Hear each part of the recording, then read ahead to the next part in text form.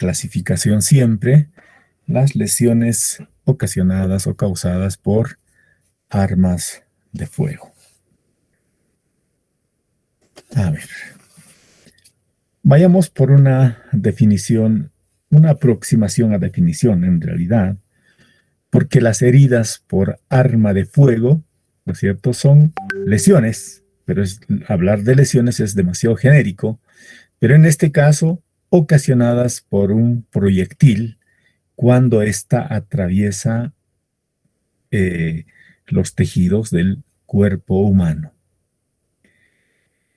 Entonces, una lesión causada por un proyectil de arma de fuego es que va a caracterizar una herida eh, genéricamente llamada por arma de fuego. En realidad, con esto que quiero mencionar, de que el arma de fuego en sí no es la que incide sobre los tejidos del cuerpo humano para provocar una lesión, así como un arma contundente, por ejemplo, un arma punzocortante.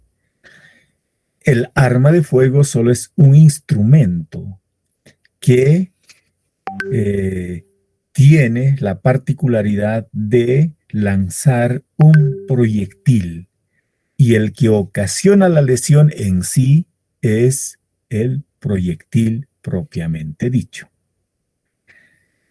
¿Verdad? Entonces, aquí estamos aclarando ya ese aspecto. Estas lesiones pueden variar en su forma, en su magnitud y en sus características especialísimas de estas lesiones según la distancia del disparo o la zona donde penetra el proyectil. Estos dos aspectos finales son las que vamos a desarrollar, pero siempre partiendo por los aspectos más generales para comprender exactamente de qué estamos hablando. Una bala o un cartucho, ¿no es cierto? O como ustedes pueden ver acá en la figura, está constituido por la bala propiamente dicha o también llamado proyectil, ¿no es cierto? Esta parte activa.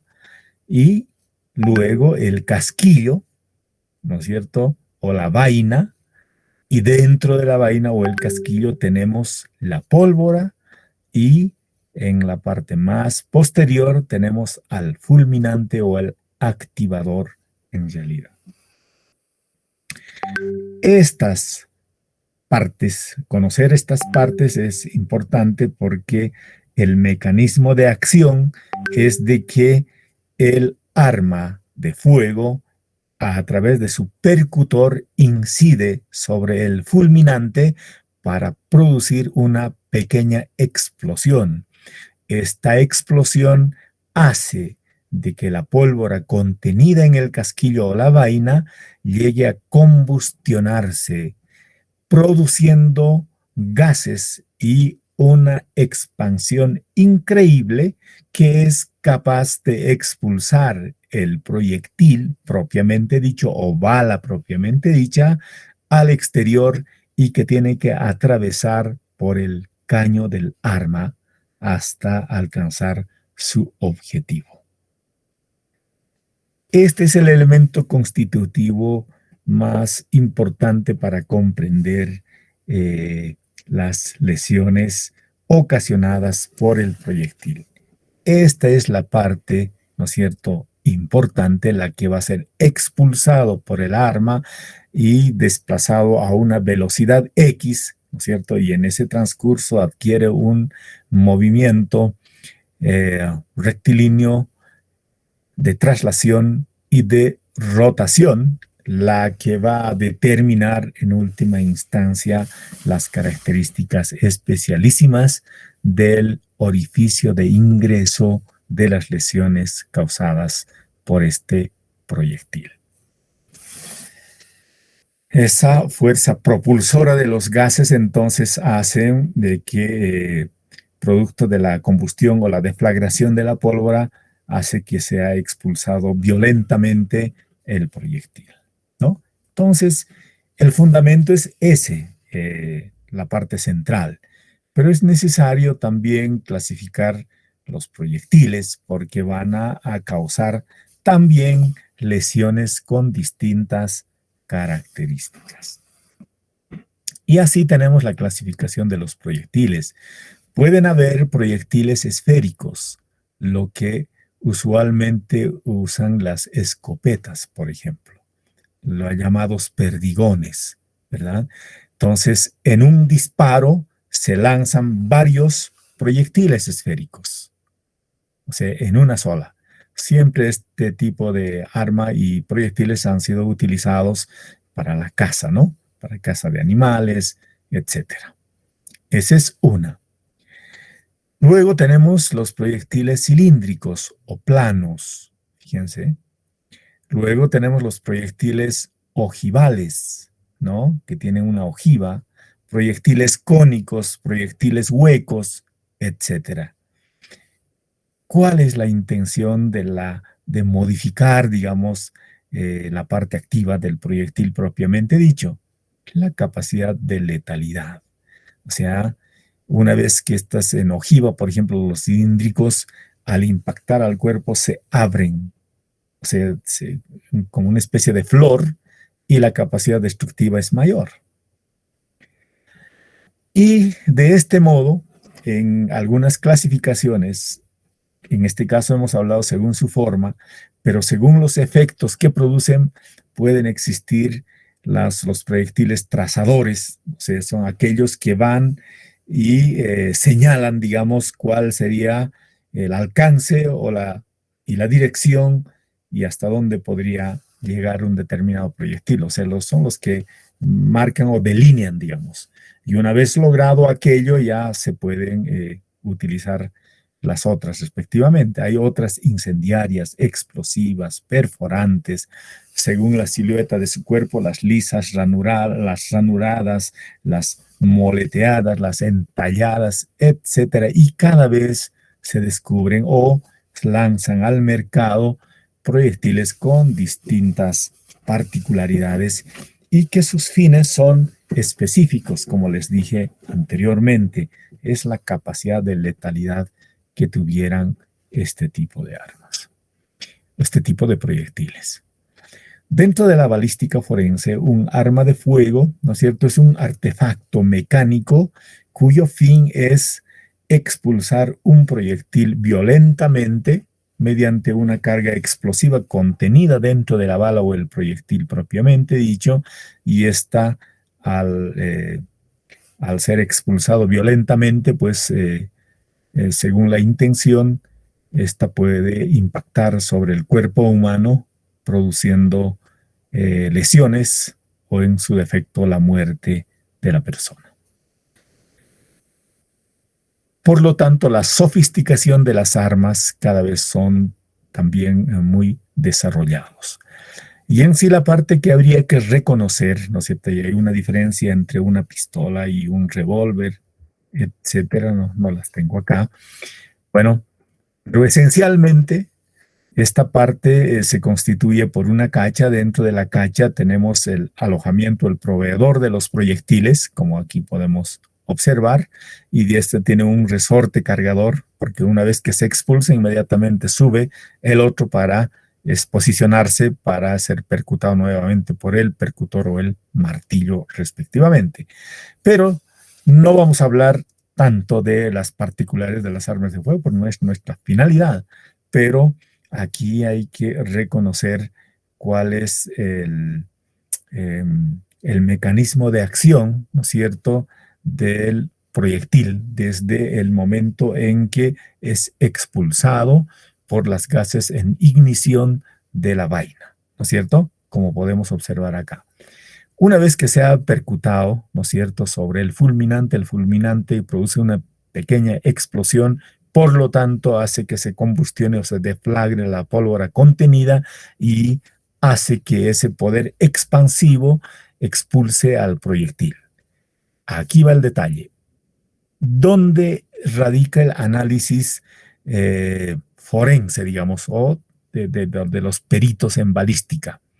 Primero, que el percutor tiene ciertas particularidades y deja una muesca en la parte del fulminante, una particularidad que prácticamente es útil para identificar el arma. Por una parte, no solamente esa, ese es uno de los puntos. Dos, al momento de ser expulsado el proyectil, tiene que pasar por el caño del arma.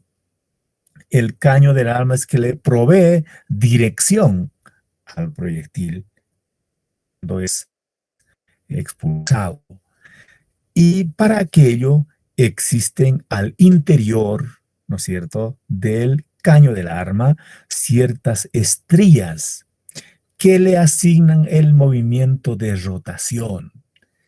Estas estrías dejan señales inequívocas en el proyectil. Por lo tanto, si encontramos el proyectil y hacemos el análisis de las estrías en ella, la finalidad es identificar el arma, ¿verdad? Y una vez que se identifique el arma, seguramente si se logra identificar el arma, en ella vamos a hacer el análisis correspondiente para saber quién ha manipulado el arma, que es otro asunto, para identificar al, a, a, la persona que ha disparado, ¿no? Que ha manipulado el arma y ha disparado. Entonces, en los aspectos forenses, entra todos esos detalles investigativos. En primer lugar, partimos siempre del proyectil, porque el proyectil es el que produce la lesión y a veces queda alojado dentro del cuerpo, pero a veces sale, ¿no es cierto?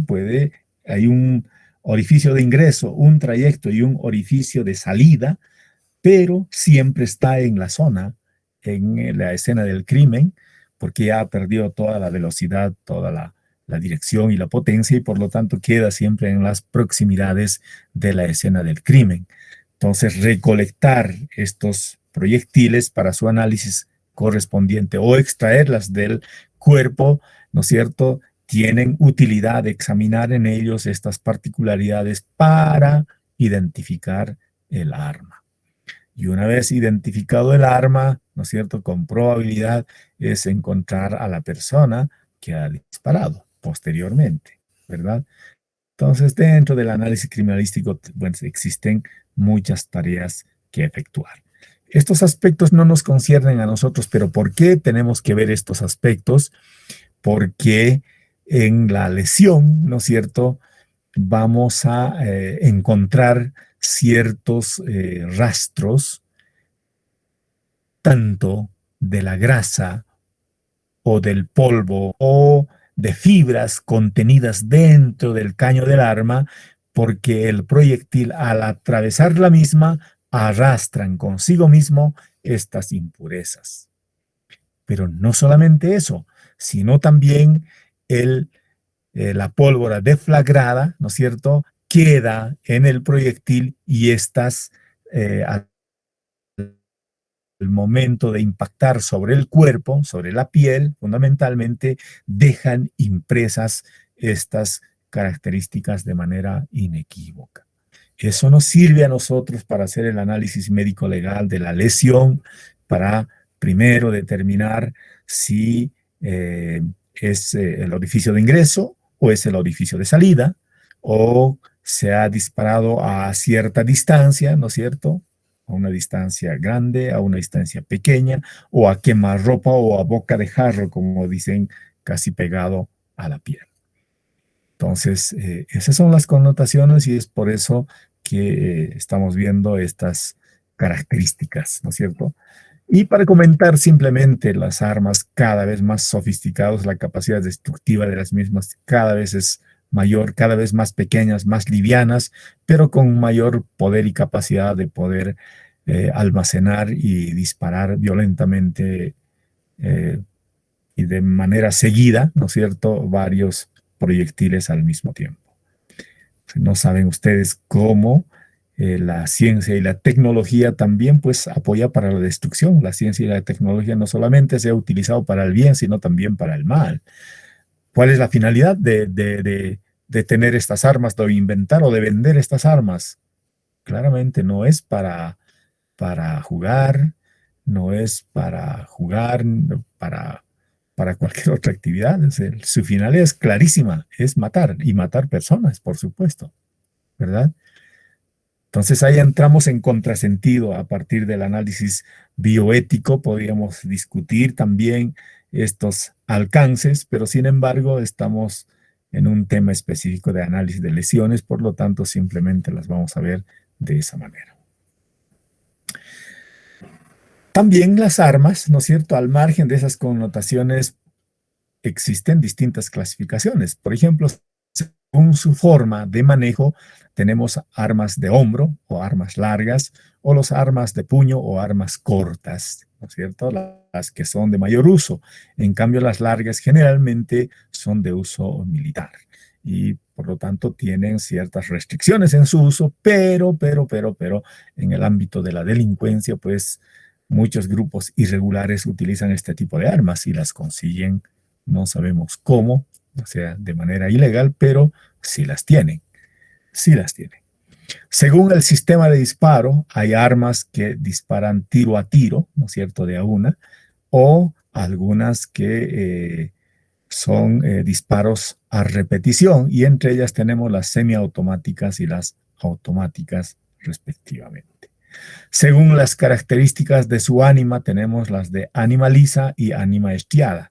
La ánima es el interior del caño del arma, como ustedes podrán ver aquí en una inspección aumentada, ¿no es cierto? Estas son las estrías y justamente existen de ánima lisa y también de ánima estriada, pero gran parte de las armas hasta ahora conocidas siempre tienen estrías, ¿no? ¿Qué más? Las características lesionales.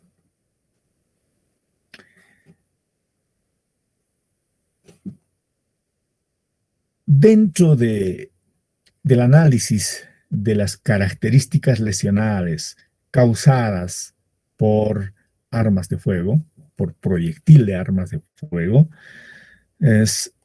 están clasificadas por tipos, ¿no? Algunas sin solución de continuidad y entre ellas tenemos las equimosis y las hematomas. Esto ya hemos visto anteriormente.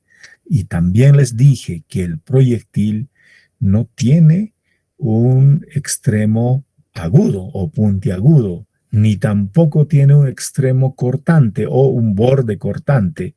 Por lo tanto, se constituye un arma contusa, un elemento contuso, ¿verdad? Entonces, un proyectil nos va a causar una lesión contusa de manera genérica, pero dependiendo si hay solución de continuidad o si no hay solución de continuidad. Si no hay solución de continuidad, nos va a producir una equimosis o un hematoma. Pero si hay solución de continuidad, obviamente que nos va a ocasionar, una herida contusa. Pero estas heridas contusas pueden clasificarse o subclasificarse en tres tipos: superficiales o tangenciales, las penetrantes y las perforantes. Las superficiales son aquellas que pasan tangencialmente sobre el cuerpo, ¿no es cierto? Y dejan una especie de túnel. ¿Sí? Uno tiene la suerte a veces de tener una herida donde prácticamente no ha habido un ingreso, sino más bien una especie de roce sobre el cuerpo, sobre la piel, pero ha dejado un canal, ¿no es cierto?, importante, dejando una herida. Por eso que existe solución de continuidad, por eso la estamos llamando herida. Pero existen heridas penetrantes, donde el proyectil ha penetrado, pero se queda ahí. En cambio, las heridas perforantes son aquellas que atraviesan. ¿Ok? Esa es la diferencia entre una y otra. ¿Cuáles son los elementos de las heridas causadas por proyectil de arma de fuego? En ellas vamos a analizar tres cosas: el orificio de entrada, o también llamado orificio de ingreso, el trayecto y el orificio de salida. En muchos casos puede existir orificio de ingreso y trayecto nada más, porque el proyectil queda alojado en el cuerpo, sin existir un orificio de salida. Pero muchas también tienen orificio de entrada, un trayecto y un orificio de salida, dependiendo de los elementos anatómicos que se interponen al trayecto del proyectil. Mucho va a depender de eso. Y también la distancia y el tipo de proyectil. Y como decíamos, las heridas superficiales provocadas por el proyectil de arma de fuego afectan a la piel y al tejido celular subcutáneo a más. Decía ya hace un momento que dejan una especie de canales o túneles, pero no penetran más de aquello. Las heridas penetrantes son aquellas desde el punto de vista médico-legal, las que comprometen toda la piel, ¿no es cierto?, el tejido celular subcutáneo y planos más profundos. El proyectil entra en el objeto, pero no sale. En cambio, en las heridas perforantes existe un orificio de ingreso, un trayecto y un orificio de salida, ¿no es cierto?, porque atraviesa prácticamente. Y pues existen para el análisis médico-legal de las heridas muchos elementos a considerar. De acuerdo al proyectil, al orificio de entrada del proyectil, de acuerdo a la trayectoria intracorpórea y el orificio de salida, ¿no es cierto?, se puede determinar cuál ha sido la dirección, ¿no es cierto?, cuál ha sido la dirección. Y eso hay que medir en grados. Aquí tenemos en esta figura el orificio de entrada, aquí tenemos el orificio de salida, ¿verdad? Y tenemos una línea que traza aquellas, pero hay que saber para el informe médico legal a cuántos grados se encuentra entre el orificio de entrada y el orificio de salida. Y eso hay que medirla de esta manera siempre teniendo dos líneas imaginarias, ¿no es cierto?, transversales a la longitud del cuerpo humano, pero que coinciden con ambos orificios, como podemos observar acá. Y hay que medir y presentar en números significativamente para saber este detalle. En el orificio de entrada, desde el punto de vista médico-legal, hay que analizar el número. Generalmente es único, ¿no es cierto?, pero pueden haber dobles o múltiples. A veces se dice doble cuando ha impactado casi o ha coincidido en el mismo orificio de entrada, ¿no es cierto?, dos proyectiles simultáneamente, pero pueden haber múltiples, como dije anteriormente, generalmente en los disparos con escopeta, donde en un solo disparo se lanzan varios proyectiles de forma esférica. Y estos perdigones, así como pueden ver en esta imagen, ¿no es cierto?, es expulsado en una dirección X. Ahora bien, cuando las heridas o los orificios de entradas de varios proyectiles están circunscritos en un área pequeña, nos indica de que fue a corta distancia. En cambio, si están sumamente dispersas, quiere decir que que el disparo es a mayor distancia. Eso es lo que significa, porque la proyección de las mismas es pues convergente, ¿no? Y bueno, eso respecto a los disparos de carga múltiple. En cambio, en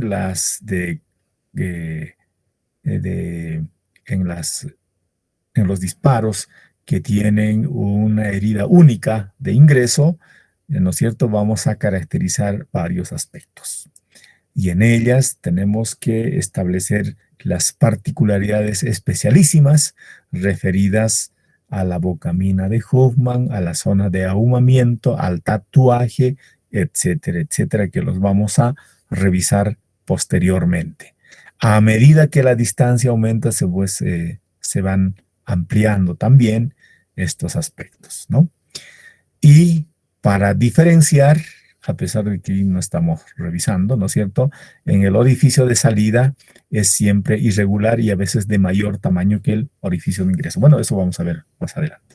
La forma, por lo general, es redondeado, como estamos observando acá, es estrellado cuando recae sobre un plano óseo subyacente, por ejemplo, en la frente, en la cabeza, ¿no? Como existe tejido óseo directamente y tenemos una piel delgada ahí, entonces generalmente es estrellado, ¿verdad? Y con muchas particularidades también y diferencias si es a boca de jarro, si es muy cerquita o es a larga distancia.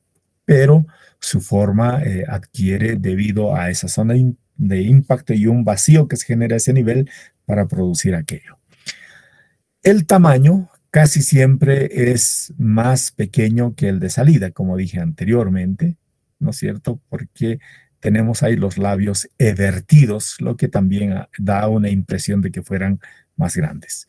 Excepcionalmente pueden ser iguales o más pequeños, pero casi siempre es de mayor tamaño el de salida que el de ingreso. Por eso afirmamos acá de que en el orificio de ingreso es casi siempre más pequeño que el de salida. Bueno, en ella, ¿qué es lo que vamos a encontrar? Lo que dije anteriormente, el anillo contuso erosivo. Esta característica, ¿no es cierto?, del anillo, quiere decir que es alrededor, contuso erosivo. Contuso, ¿por qué? Porque el proyectil es un elemento contundente, no tiene punta ni tampoco tiene un borde cortante, por lo tanto es un elemento contuso y por eso que me va a causar una lesión contusa, ¿verdad? Pero al mismo tiempo es erosivo y una erosión se produce al raspar, cuando la fuerza es prácticamente tangencial al cuerpo, no es perpendicular. Y se debe a eso al movimiento de rotación que adquiere el proyectil. Y ese es lo que va a producir una erosión alrededor de la lesión. El borde es irregular, por supuesto que es irregular porque es un elemento contuso, reitero. Existe infiltración sanguínea, por supuesto, porque ha habido contusión y un halo erosivo apergaminado, ¿no es cierto?